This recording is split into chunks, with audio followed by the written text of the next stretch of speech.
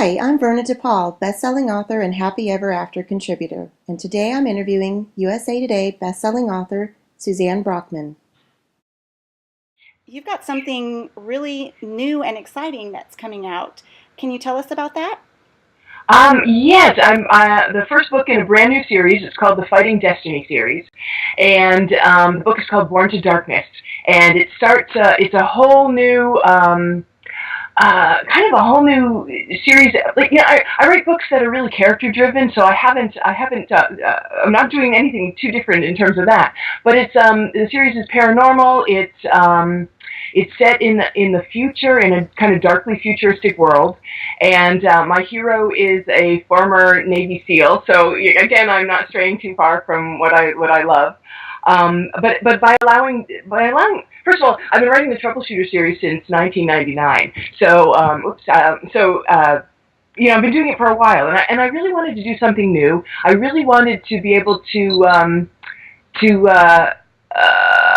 explore themes that when you write a paranormal, you can really go places with the social commentary, and because it's kind of it's not so it's not so in your face when you make comments in terms of the story and the situation. So I just felt like it was going to be a really good fit for me to try to do something paranormal, and it was an idea that I've been kicking around for a while. So so it's kind of new series, the beginning of a new story arc, characters that you'll see throughout the entire Fighting Destiny series are being introduced in this book. I'm so excited, and I was fortunate enough to get a advanced reader's copy of Born to Darkness and to be able to read it, and I can say it's definitely fabulous and as character-driven as all your stories are. Thank you. I wanted to ask, how did you come up with the idea for the overall concept of Born to Darkness? Yeah, well, I knew in terms of writing a paranormal, you can go like it's a paranormal in the sense that there's not it's not a vampires, monsters, demons kind of paranormal. It's a relatively science-based kind of theories that I use, and I've always been fascinated by the power of the human brain. There's so much that we don't know about the brain and how it works, and I kind of took these little things that I've learned throughout the years about how the brain works and how mysterious it is, and I kind of brought it to into this bigger level, bringing in elements like telepathy and telekinesis and even prescience. When you can, when you have the ability to to know what's going to come in the future, but it's based on kind of things that I've just been thinking about for years and years and years. For example, I have a really good friend who's a musician, and he has the ability to listen to a symphony. And just after one listening, he can write out the score. He can write out this is what the clarinet plays throughout the piece. Here's what the violins are doing. And to me, that's like, oh my God, that's like magic the way he can do that. Yeah. And I asked him, okay, so how do you do that? How do you what part of your brain do you push the on button to make you be able to do that? And he just kind of shrugged and he said, how do you breathe? And I have a similar response when I often get asked, where do you come up with your ideas? And to me, it's like, well, there's one, and there's one. It's just how do you breathe? It's a really good answer for that kind of thing. It's just something that my brain can do. My brain cannot do math, so to me, somebody who can do, like my husband is really good at doing complicated math problems in his head.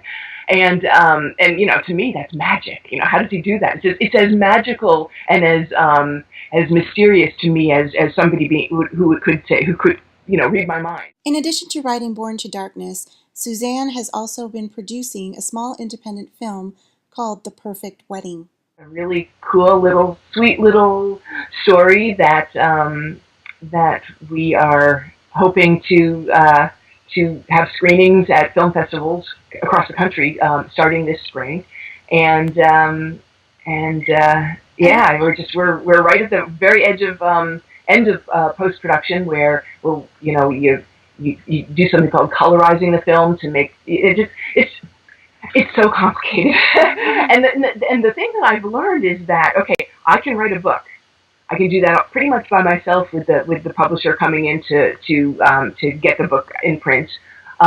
But when you make a movie, there's no way that one person can make a movie. You really do need 50-something, 60 people to do that, and it really it's a really unique experience, very different from writing a book. It sounds wonderful. And if people are interested in finding out more about the movie or where it's going to be showing, how can they do that? We have a website. It's www.theperfectweddingmovie.com. There's also a Facebook page. It'd be great if people could like our Facebook page. It's Facebook / The Perfect Wedding Movie. Distributors look at things like Facebook pages. We already have we're closing in on 3,000 likes, which is really cool for an indie movie that has not been shown to anyone yet. You know, it's really, and the distributor will then say, wow, there's already this built-in audience that we can take advantage of. So it's a great thing if people like the concept. Basically, what we wanted to do was we wanted to write a movie with gay characters, a romance between two gay characters that, and have it be a comedy, but not have any of the comedy come from anybody being in the closet, anybody having to go into the closet. There's no, it's not an angsty coming out story. We have 3 gay characters in the movie, and all 3 of them are completely fine with who they are. They are their families love them. There's no the fact that they're gay really is just kind of an incidental. It so doesn't matter to the story. It's basically a love story about 2 people who connect, and so this is something that's a little bit unusual. A lot of LGBT movies are focused on coming out stories or the hijinks ensue because somebody has to go into the closet or somebody is in the closet, and we wrote the movie mostly because Jason, my son, who's now 26 years old, and he came out when he was 15, and he came out and it was like, yeah, we knew you were gay. Thank you for coming out finally and trusting us to tell us this. But you hear about all these coming out stories where, everybody's crying and it's like, dude, we knew you were gay, like from when you were 3. And I'm really, it's like, it's so important that that we love you, and it's so clear that this is who you are and who you've always been, and what we want is for you to live a happy life and find somebody special to spend your life with and share your life with. So Jason comes out and it's like, yeah, great, you're gay, I love you. Where are your dirty socks? And because I'm doing the laundry right now, and so that's the reference that he has. So all these angsty coming out stories, he couldn't relate to them, and he wanted to write a story about young men like him who are gay and their parents love them, and so that's what we did, and so we're really psyched about to see how it's received by not just the gay community but by the mainstream movie watching audience as well, because it's a really fun little film. What would you consider a perfect romantic evening? It's funny, for a romance novelist, I am not much of a romantic. To me, and Ed has learned this, like not so much with the flowers and the candy and because it doesn't appeal to me really. To me, it's really around like the awesome romantic gift is when he goes, "Hey, I've cleaned the refrigerator," like oh, my hero. So really, just hanging with him, just being able to sit on the couch, and we have a couple of dogs, and snuggling with the dogs on the couch, and watching a good movie. That putting our feet up, and then being able to talk about it afterwards, as writers, as people who appreciate good storytelling. That to me is just is kind of the ultimate. And if we can work in a sunset walk on the beach too, that. As we wrap up today, I'd like to end our interview, Suzanne, with a question designed to provide HEA readers an exclusive glimpse into your life or the lives of your characters. So, what's Absolutely. something readers probably don't know about you or a specific character from Born to Darkness? Okay, this is something about me. Um, when I was in third grade, I was so into books and reading, to this day, I'm the same way. But I can get so lost in a book that what I would do at school is I would quickly finish the assignment, and once the whatever worksheet we were working on was finished, I could then take out my book and read. And so I had done this on this particular day. It was a gloomy, rainy day, and I was sitting over by my desk was over by the window, and I was sitting there and I was reading a book. I don't remember what book it was, but I remember that I was enthralled.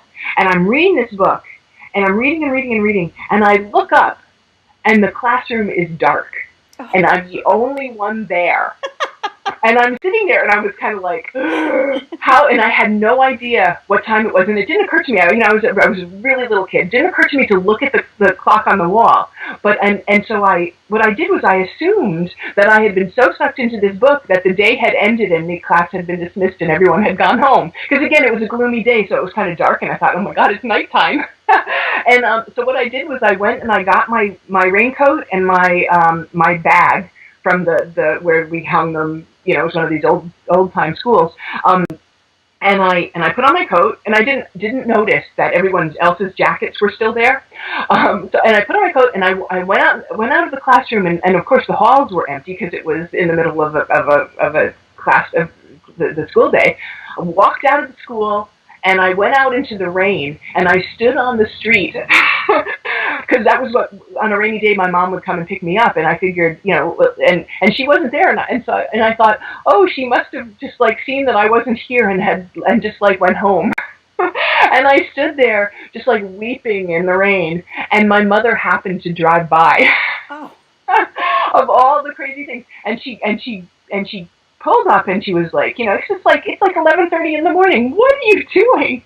And I was so upset, and so she brought me home, and she called the school, and it turned out that the class had gone to like art or music, and they just, you know, and they'd left, and the teacher hadn't. I was so quiet, and I was so into the book that the teacher didn't notice that she'd left me behind. But that kind of sums up how important books are to me, and how wonderful the experience is of reading a book and being able to lose yourself so completely. But that was something that happened to me because of my love for reading. So that's the story I wanted to share.